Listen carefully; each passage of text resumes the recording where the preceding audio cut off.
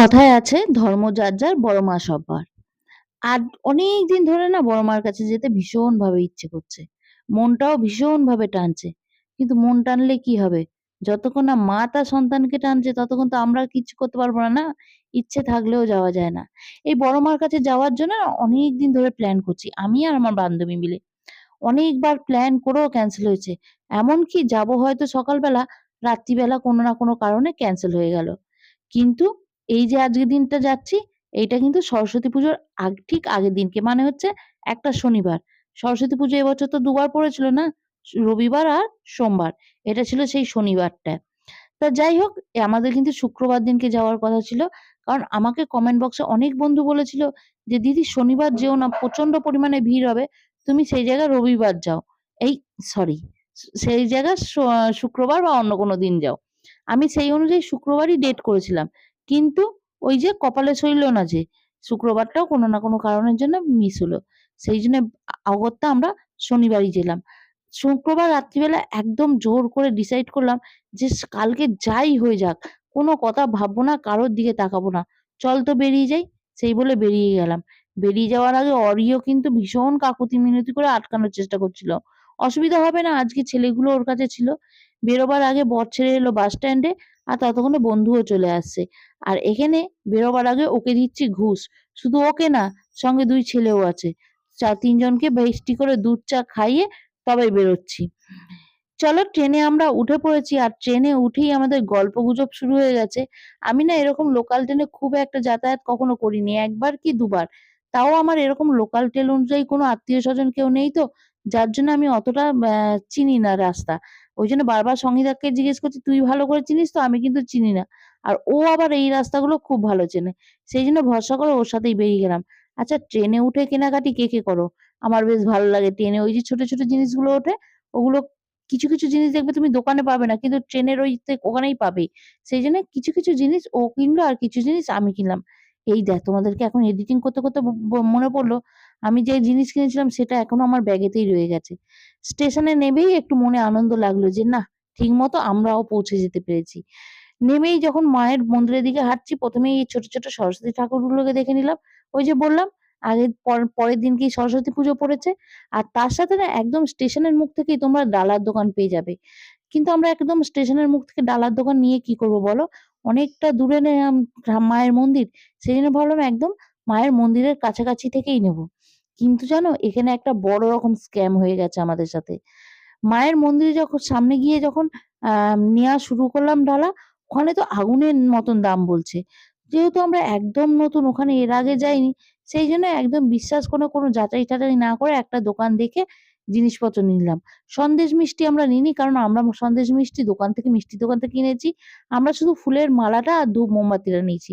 আলতা, সিঁদুর, ফল আমরা এখান থেকেই কিনে নিয়ে গেছিলাম। তারপর আমরা এইসব ডালা-ঠালা নিয়ে কিনে জোগাড় করে গুছিয়ে গাছিয়ে লাইনে দাঁড়িয়ে পড়লাম। কিন্তু আসল গল্পটা তো এখানেই হলো। লাইনে যখন দাঁড়িয়ে পড়েছি, তখন দেখলাম একজন, একজন করে মালা হাতে করে, করে নিয়ে আসছে।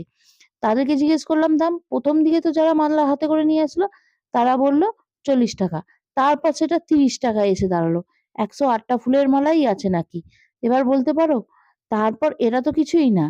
এর থেকেও আরো বড় স্ক্যাম হলো ফলগুলো ১ম এ একজন ৫ টা ফল ৳৪০, ৳৪০, ৳৫০ করে বিক্রি করছিল। তারপরেই হঠাৎ করে দেখি যেই মন্দিরের কাছাকাছি এসে গেছি বেশ ওই গঙ্গার ঘাটটা পেরোচ্ছি, তখনই দেখি ২-১ জন ফল বিক্রি করছে প্যাকেটে করে, করে, করে কত না ৳২০, ৳৩০ বলো। তা যাই হোক, এই ধরনের যদি তোমরা আসো তবে তোমাদেরকে আগে থেকে বলে রাখছি, তোমরা কিন্তু তোমাদের বাড়ি থেকেও জিনিসপত্র কিনে নিয়ে আসবে। নিজেদের একদম সুন্দর করে গুছিয়ে গাছিয়ে নিয়ে আসবে, কোনো অসুবিধা নেই। পুজো দিতে গিয়ে যে এখান থেকেই নিতে হবে তার কোনো ব্যাপার নেই। আমরা এর পরের বার যখন যাবো তখন মালা আর একটা এরকম ছোট্ট থালা নিয়ে যাবো, যাতে আমাদের জিনিসগুলো গোছাতে সুবিধা হবে। মায়ের কাছে খুব সুন্দর করে পুজো দিয়েছি জানো তো?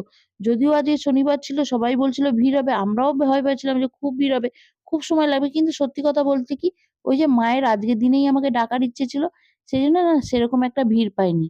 বেশ ভালোই ফাঁকায়, ফাঁকায় ফাঁকা, ফাঁকা না লাইন ছিল। কিছু লাইন দিয়ে স্টে করেছিল একটা জায়গায় যে নড়ছে না চড়ছে না তা না। সুন্দর করে পুজো দিয়েছি, মায়ের সুন্দর করে দর্শনও করেছি। করে টরে এবার খেতে বসে গেছি হচ্ছে টিফিন। আর এখানে দেখেছো আমাদের অপোজিটে কিন্তু আমাদের এক ভিউয়ার্স ও রয়েছে। আমাদের এক অনলাইন বন্ধু। আমরা ১ম এ বুঝতে পারিনি। আমি ১ম এ তো খাচ্ছি, ইয়ার্কি মারছি, গল্প করছি।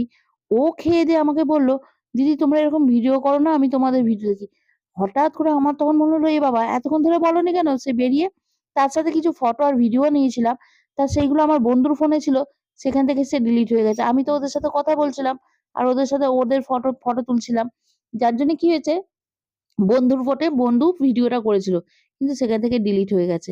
তা যাই হোক, আর কচুরিটা না একদম ভালো ছিল না। কচুরির তরকারিটা এত মিষ্টি না, দেখবে পুজো-টুজো দিয়ে উপোস-টুপোস করে না একটু ঝাল, ঝাল তরকারি ভালো লাগে। কিন্তু এই এটা আ কচুরির তরকারিটা ভীষণ মিষ্টি, মিষ্টি টাইপের ছিল।